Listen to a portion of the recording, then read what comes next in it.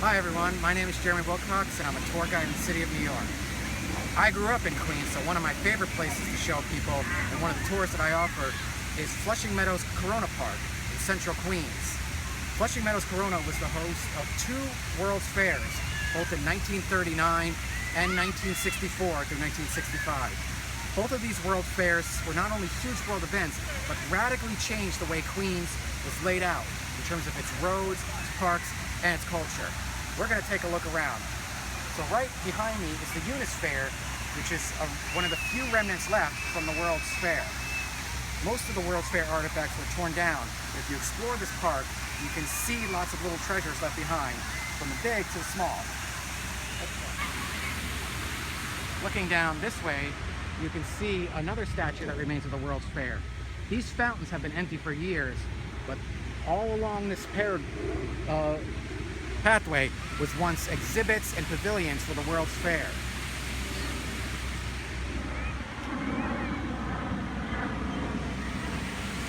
Behind me, you can see the remains of the New York State Pavilion. These two towers here you'll probably recognize from the 1997 film Men in Black, and it was the site of the final battle in the film where Will Smith and Tommy Lee Jones defend the city from an evil bug creature inhabited by Vincent D'Onofrio. Today, there's a lot of effort made by locals who want to not only preserve this pavilion, but figure out rebuilding it, repainting it, and try and repurpose it in a way that still can be used by the people of Queens. Let's keep walking.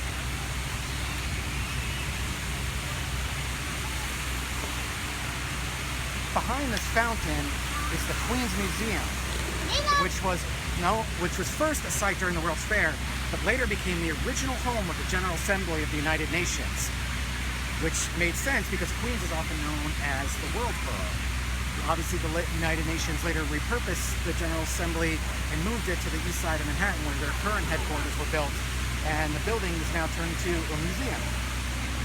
At 897 acres, Flushing Meadows Corona Park is New York City's fourth largest park in overall acreage.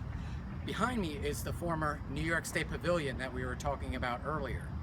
Now, as you can see, the pavilion itself, the outside was repainted, but the inside has been left to decay.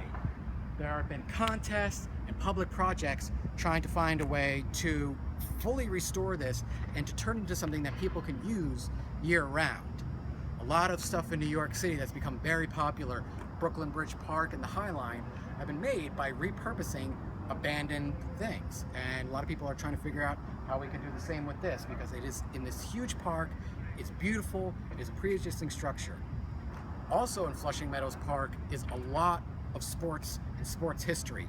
On the far end of Flushing Meadows, past the Unisphere, are two stadiums that you have for sure heard of. One is the Billie Jean King National Tennis Center, which is home to the US Open. The former home to the US Open lies not too far from here in Forest Hills, the Forest Hills Tennis Stadium, which is currently housing concerts. Just past the tennis stadium is Citi Field, the current home of the New York Mets, and also the site of the now demolished Shea Stadium, the original home of the New York Mets. Flushing Meadows is housed in a neighborhood known as Corona, which is one of Queens' largest Hispanic populations and is home to the famous Lemon Ice Cream. If you take this tour, we've not only explored the entire park, going over the entire history of both World's Fairs, how it changed Queens, how it changed the culture and landscape of New York City. We'll also visit the museum, its famous panorama, stop for some lemon ice when we're done. Thanks for watching.